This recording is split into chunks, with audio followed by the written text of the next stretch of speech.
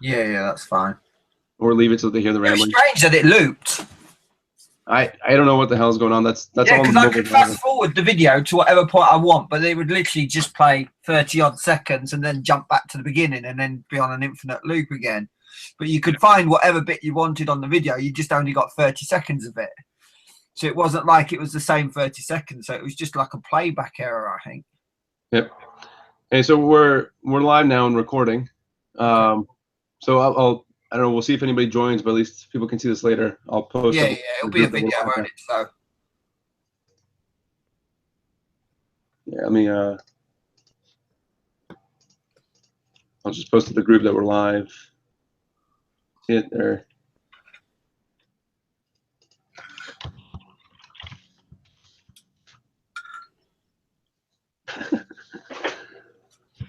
That's got your face for the thumbnail. great, thanks. All right. So for everybody that's joining, again, getting started here. The intention of today is maybe take about 15 minutes to half hour. Just go through Onshape basics, specifically as they relate to the ENIAC40. How to export your STLs, how to navigate around Onshape to search for parts, how to browse the assemblies, how to just go through the general part of Onshape specifically to this printer. Take measurements, for example, look at the assembly and use the measurements as you're going through the actual build process. Not intended as a deep dive into Onshape itself and how to design and build models. We can certainly do that later, but at least want to give people a good start as far as when we give the Onshape document. This is actually how you'd grab the STLs out of there. Yeah, So, when Shay introduced me to the Onshape document, I really struggled. So this is definitely a good watch, guys, if you're building this printer. and for clarity, I know we got questions last time. The British guy is Colin. Yeah. Is the British accent. I'm the American here in Pennsylvania, and Vince, just much credit for helping us build this out, is out in Texas, but couldn't join us this morning. He has a much busier schedule than we do. Yeah.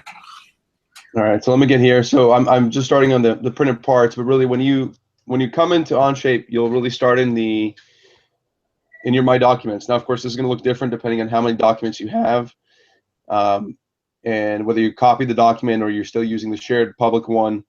But basically, you'll see the ENIAC40. This little the graphic will change here based on the last part that you've been in. But once you click the ENIAC40, what will happen is it'll take you to a tab. Usually, it's the last tab that you worked on. You may or may not have this left pane here, and this is really your search where you can find different parts, assemblies, folders, and the folders is actually just new to Onshape as of maybe 2 weeks ago. So I'm still trying to move everything into folders eventually so that it's much easier to find things. And I'll get that sorted in the next couple of weeks here. But basically, you can use this to search. So if you're looking for the, let's say the idler or something, right? You can type in idler. And I apologize, my internet does slow down when I'm doing the video sharing, so bear with me. But this will pull off all the parts that have idler in the name. That's idler, it still has idler in there. You then, I suggest right-click and open a new browser tab. I'll just open this part because it's simpler. And then what we'll do is open up a new tab. You can still go back to the old one, keep working, but that way you can get multiple tabs going at the same time. I run many tabs and I haven't had any issues. You got the preview here in the bottom, and then that part is actually open up in the background. And again, your speed may vary depending on your internet there. But the big thing is once you start looking at the different parts here, and you try to navigate around, my navigation works. My browser doesn't crash. So if you're looking at the different parts here, and you're kind of trying to figure out what parts it is, again, this is in the printed parts at the bottom here. This is where we'll try to keep all the printed parts together in one place. So this is the best place to start, is make sure you find this printed parts. And again, you can do that by the search here. Just search for the printed parts. Yeah, they are in other places as well, aren't they? They all have their own sort of tab, but that's where you want to go to first. Correct. Yeah, this is what Onshape calls an assembly. So this is an assembly really of all the different parts that you want to print. And the reason I'm here for a second is as soon as it starts responding again, I'll show you guys basically how you do the export out. So you can see your printed parts. Again, you can do the search up here. And the export is really just right-clicking on the tab on the bottom, hitting export, and you want to change this to STLs, change the resolution to fine, and then the important one is down here, right? You want to export as individual files. What happens when you do this export and hit OK there? It'll download one zip file with one of each part that's in this assembly. So it's not going to give you, you know, like these rod clamps up here. There's 8 of the mount, and there's 8 of the clamp. It's just going to give you one of each. So again, you'll have to refer back to the BOM as far as how many you actually print, or refer back to here, because what I'll do is I'll always have the right number of quantities in here. Yeah, so that's your go-to, guys, to figure out how many you need. Yep. So as you can see here, everything exported, right? It gives you the assembly name in the beginning, and then gives you the part name afterwards. And then of course you'd unzip this and then bring it to your slicer, and we'll do a whole nother walkthrough on slicing and orientation and all that stuff. But there is some parts in here that like the extruder carriage that will be removed as we move to the final one. And there's some parts in here that are not. There's some parts that are not in here that I still need to add in, like the version 2 of these clamps that have better tolerances. So again, we'll correct those. But let's say you wanted to print out the motor mount, and that's all you wanted to print out for today, because you know that that's not going to change. You can go and click that one part, hit export, and then it'll pop up, and then you do STL.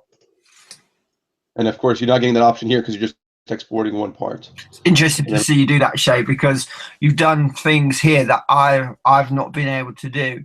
When I've exported the parts, I've just had to like try and select them all. I was unaware you could actually right click in the tab and export the whole thing, so that's handy to know as well for people.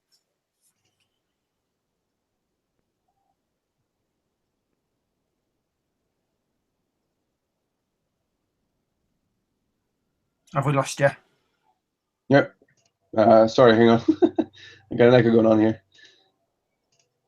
Just want to make sure the viewing is okay. All right, so we got the.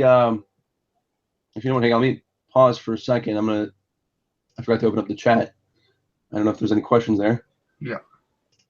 But let me open that up real quick, and I'll get back to the Onshape in a second. All right, good. So we got Bill and Chris. You guys are on. Enjoy. I'll try to keep an eye on the chat window here. All right. So getting back to the Onshape. Yep. So same thing goes. You know, any of the parts that you want to print for the whole assembly, like I said before, or do one at a time, and then that'll get you the actual individual part. Now you can also go in here. Let's say you wanted to explore this part a little further. You can right-click on the motor, and you can say switch to Z motor. I don't like this because it actually takes you right to that part, which you might want to do, but it then takes you away from this assembly as a whole. So what I always do is I'll just type in here. Now that I know that name, I'll type in Z motor, right? And just like before, I'll right-click and I'll open up a new tab. You can also, if you see the part in here, you can click there, and then that's switch to Z. So again, it doesn't give you when you're in the actual when you're actually in the drawing area, if you will, in the assembly area, it doesn't give you the option to open up a new tab. So I always like having the search handy and then opening up a new tab there. And then you can, when you get to that new tab, you know, reload this one here. You can, you can spin around the part. You can look around it, and I'll use this part as a quick demo of taking some basic measurements because this has some good stuff to measure here. And then we'll jump to the actual printer assembly, which is the one you'll probably be using during assembly until we actually finish the full build guide. But in Onshape, basically the way that you do measurements, a couple of ways. I'll start off with the easy one, right? Let's say you wanted to measure the radius of this part. You don't want to select the face because what's that to do is is give you the area of that face. That's not really useful for what we're doing. But let's say you want to measure the circumference or the diameter of that one. You see at the bottom here, it just pops up right away, diameter. And when you hover over it, it'll draw that black line out for you, showing you what it's actually measuring. You're going to go further right, you can see the length, right? So I guess that's more the circumference, the length around the circle rather than diameter of it. Yeah, if you actually want to say, okay, what's the distance between the two of these? You can actually grab the both of them, and what it'll do is it'll show you that's the minimum distance, 6.15 millimeters. You can expand that further, right, and you can get, if there's any vertical distance, which there isn't on Z. I'll show you this, guys, in another part here. It's a little confusing to see here, but that's how you get distance of two round edges. Let's say you wanted to see the height. You know, what's the height of this part from the very base of it, right? So I want from the face that touches the other plastic parts to the very top here. Now you can see there's a bit of a chamfer on this part, but this face should be flat, right? So I can see your parallel distance, right? The distance from the bottom to the top is 11.6. Now this is where the Z measurement comes in handy. You have to be careful because this will actually change colors on you. The top right box up here, in this case, I know that the Z is blue, right? So when I go on here and I see distance of Z, 11.6, I know it corresponds to this blue line that's getting drawn out over there. And then you see the blue, right? So if you're looking at the Y, obviously there's nothing in the Y, there's nothing in the X here. So again, I'll show that more clarity in another part here. So if we go back and let me open up the motor, this tab here.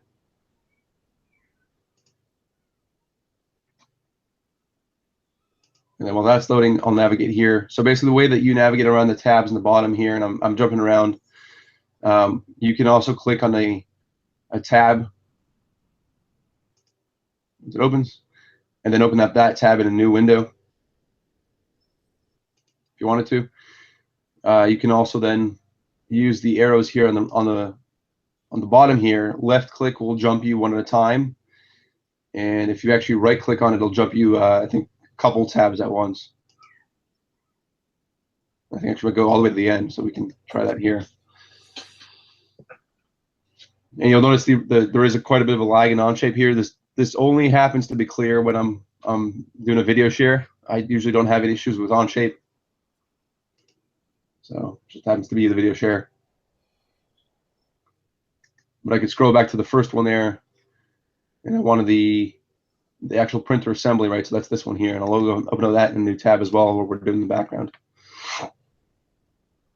So while that's loading, let me go back to the Z motor here. Colin, anything you want to add while I'm waiting for this to load? Yeah, don't be intimidated by Onshape. It does look crazy insane. When I came to the build, I got on board with Shay and Vincent, I was like bejeezed by it all. But it doesn't take long, as long as you sort of follow what Shay's doing here, and you can take basic measurements, and you can download your parts in STL. To be fair, there's not a great deal more you need to worry about until you actually get into design yourself. All right, so we'll jump back into the Onshape here. So this is a good example where I actually have the planes turned on. As Colin says, this can get intimidating. Just hit the P key, and what that'll do is it'll hide all the planes. Of course, as soon as this responds. There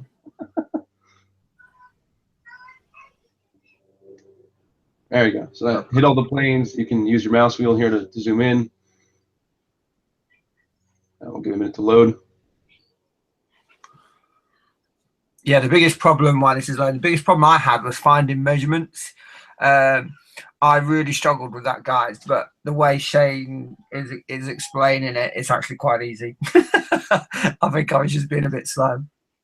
Yeah, so what I'll do here is then I'll walk through them. I'm intentionally walking through these really simplistic parts so people can hopefully get the basic. And then when we get to the actual printer itself, you guys will see how the measuring works, and you actually start hiding and isolating parts to help you get those measurements. But you know, so basically, again, if you wanted the distance between these two edges, you know, you wanted to find out what that distance was. You can see again here, parallel distance is 20/20. They're parallel lines, so they're going to be in distance there. Go here again, and that'll highlight. You notice the Y at the top right, the Y-axis this time is green, and then that's 20 there. So that helps you there, right? Let's say you want to know the distance between this this part here, right? We'll just say this edge and this part, top part here, right? Not parallel at all, right? It shows you they're 90 degree to each other. But you can actually see that green there now is showing you the Y distance between the two parts, right? And that comes in handy, right? So if you want to know that length along that edge as well, that's one way to do it. Another easy way, right, if you're trying to measure the distance between this part and this part, is just measure the length of this, right? And that'll tell you right there that length is 20. So that helps out, right? If you're trying to do things like, okay, how far is really, I want to know the center of this hole, right, from the center of this hole, for whatever reason, right? You want to know those center distances, right? The minimum that's giving you here, keep in mind, is the minimum from edge to edge. Not really useful for what I want to do, so I want to measure the center between the two, right? So if I go in here now, you'll see the RX, remember, is the red line. You can tell by the top right little box. So give me a second here. So the center distance, as we can see, is 30 mils, right? It gives us this one here. We can also use this DX distance, center distances, to see that that's the red line. And that's important there, right? You know that the center distance between those two holes is 30. You can do more crazy things like the distance between these two, right? And this is actually where this gets more interesting. You can actually see that now it's drawing out a blue and a yellow, right? Or sorry, a blue and a green, right? So our green is the y-axis, the blue is the z, and we can see that along z from the edge of that circle is 7 mils, and then from the edge of that line, or really from the edge of that line, the blue line, up to the next circle is 7. See a little more clearly here if we do the centers, right? So we see the center of the edge is the blue, is the z-axis, right? That's this 10 mils, and then the green is the y at 10 mils there, right? So that helps you get those measurements. And if I can zoom in ever so slightly here, you actually notice that there's a slight x distance here, right? That might be either because the hole is slightly offset, could be for various reasons, but that gives you that x distance there as 1 mil. Yeah, not too much useful for what we're doing here. All right, so now that we got a good basic understanding of measurements within these parts, I'll break for a second, then we'll let this load, and then we'll go through the actual printer. And when you're actually putting stuff together, how to hide basic parts, that'll help you, kind of get stuff out of the way that you don't need immediately, and then do the measurements in the part itself. So one of the things that you'll notice here, I'll show all parts for a second just so we can get that. I'm not going to show all the mates and all those things because I know that that's going to completely kill the display. But if you ever start getting crosshairs, little circles on different parts, those are actually the mates. I know, I would start showing them in the part I was designing. Colin would look at it and try to figure out why we have all these different mates. They're actually here in the top right corner here. So you can see this huge mess, and I think it just crashed.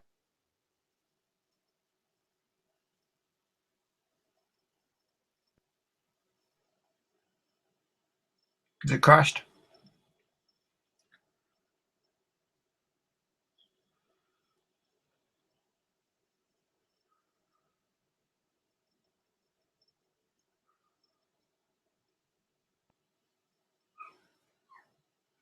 Have we lost you?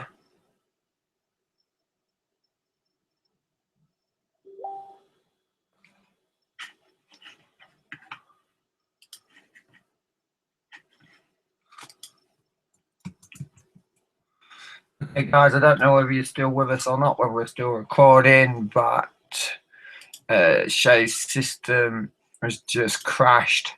Hopefully he'll be back with us soon. I'm not sure if we're still recording or not, but if we're not, I'll sort of go through a few bits. Yeah, the biggest issue I had is obviously the bomb we had when me, Shay, and Vincent built the machine. We didn't have any measurements really that we wanted to use, so Shay designed all this. Or I say all this, he designed a good proportion of it before I came on board, and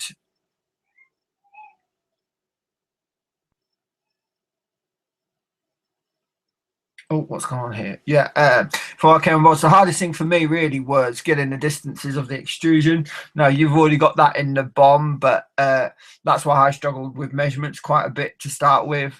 But by the end, I'd figured it out, and it's actually quite easy. So just follow the steps we've just gone through. Hey, I'm back, and I think hopefully I think the video seems to have continued. Yes. Awesome. All right, good. So you just need to screen share. All right. Give me a second here.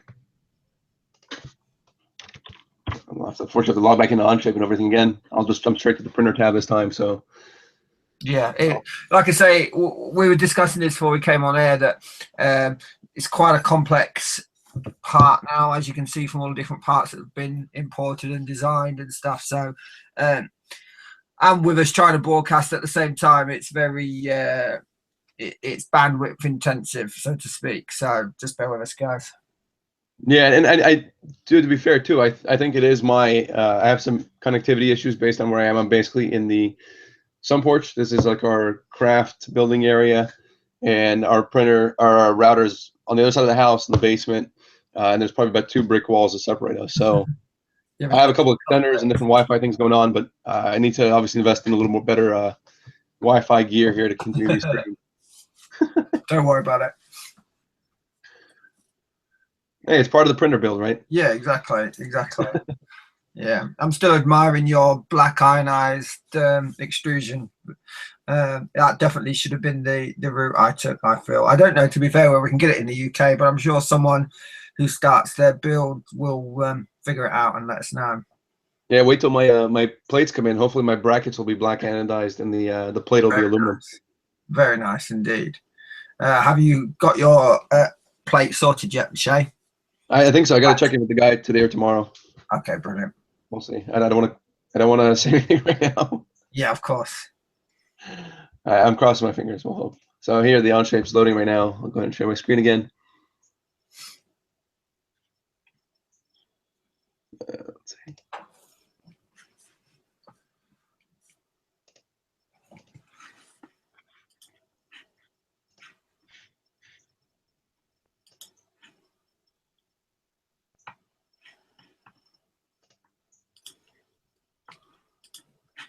All right, give me a second. I'm just getting to the. Yeah, no problem.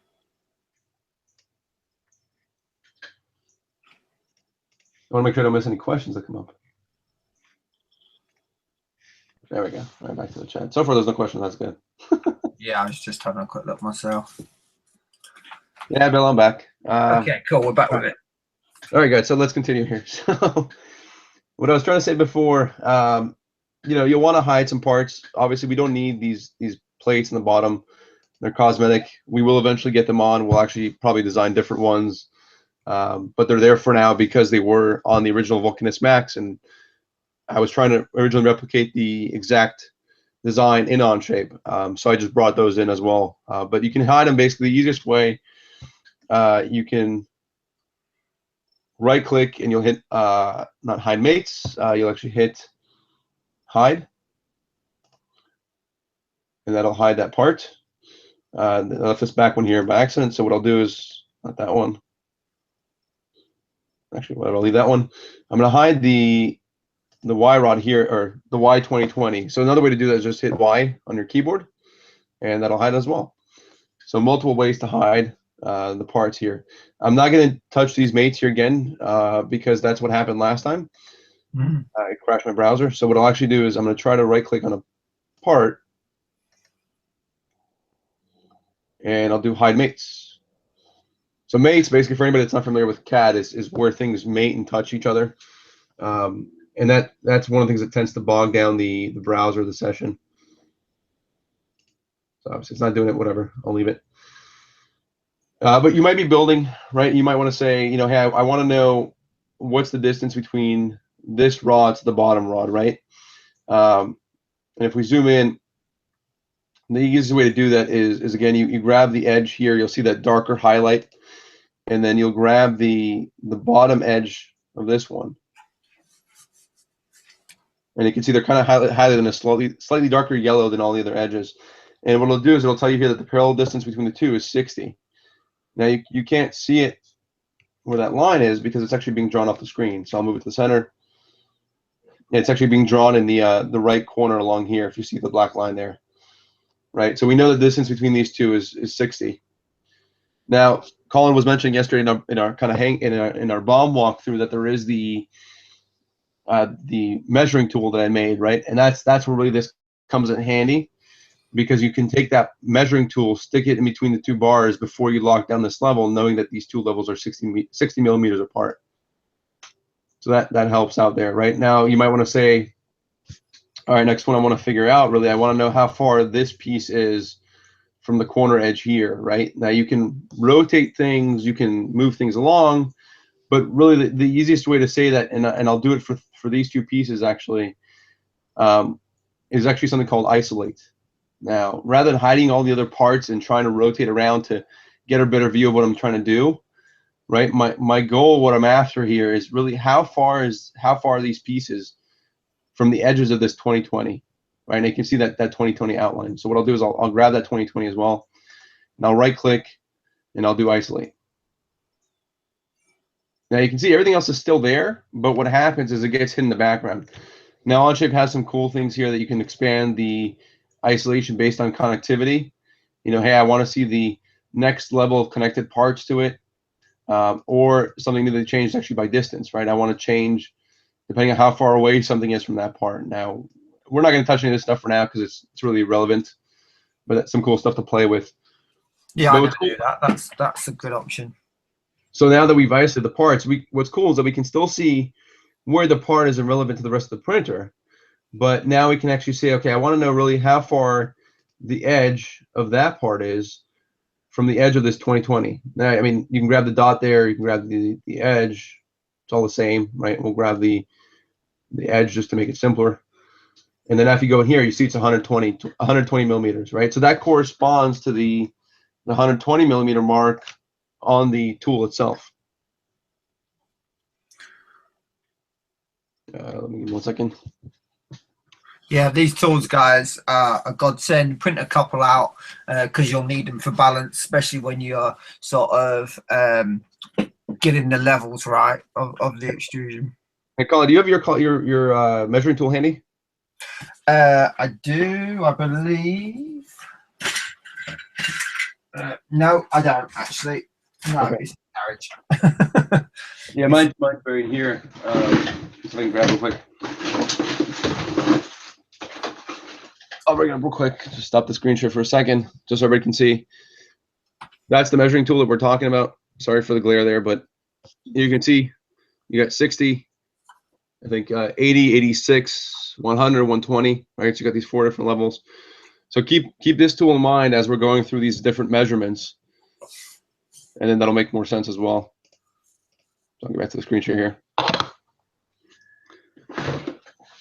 All right, so next you might want to do the center motor mount, right? You want to know how the center of that motor mount is from the actual end here, and then that shows you that's 260, right? Obviously there's no 260 on the measuring tool itself, so that's really no good for us unless you're using a long ruler, I guess. But what you can actually do is say, what's the distance from the face of that one, really? So how far are these two pieces apart from the face of this one, right? Now you can do edges too. In this case, the face is just easier to grab, and you can see that's 80 millimeters between the two of them. I'll do the same thing for the edges just to show how easy it is.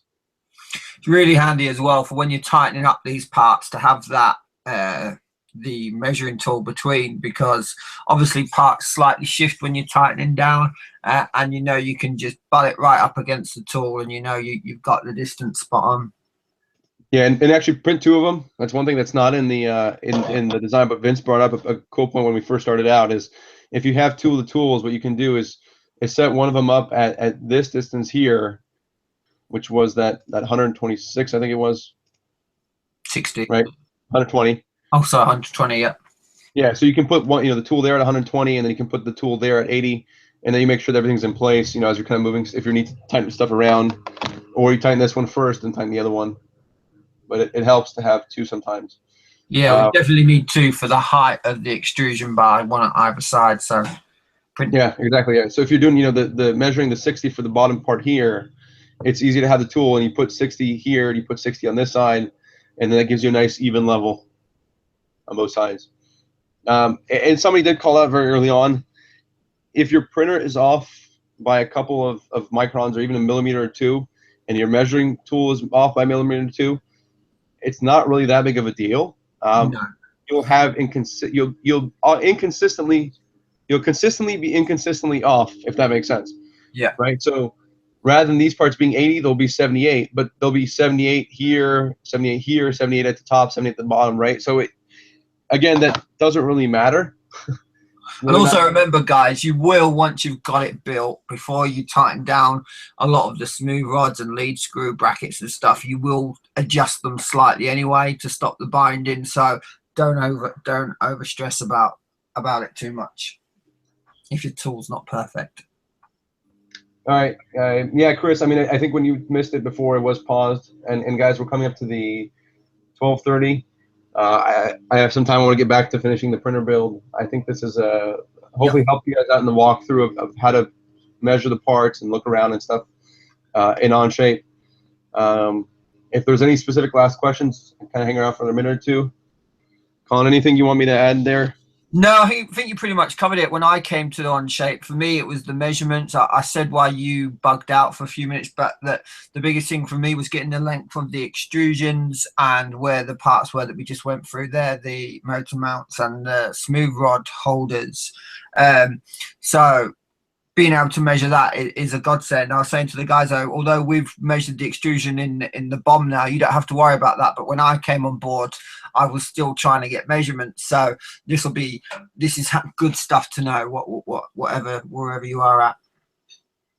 Yeah, and I'll just show one last thing here, that when you're filtering the search, you can actually filter by the different parts, and we actually did create a printer drawing which actually has all these measurements already written out on the drawing. So if you wanted to export that as a PDF and maybe print it or have it up on the screen next to you, Colin, I think you used this as well, didn't you? I did, that's correct. Yeah, it got to a point where I couldn't just figure out the measurements because obviously we wasn't in video casting at that point.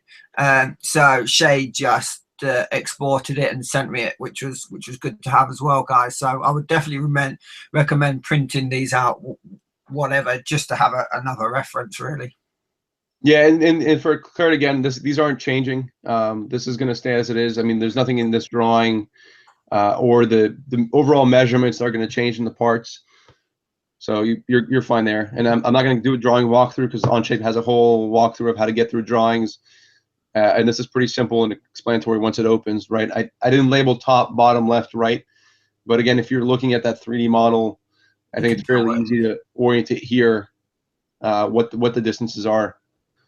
So again, I'll add this stuff in time, just not now. All right. I think we'll end it there. Brilliant. Thanks everybody for joining. Yeah, thanks for listening, guys. And we'll do more on it soon. Take care.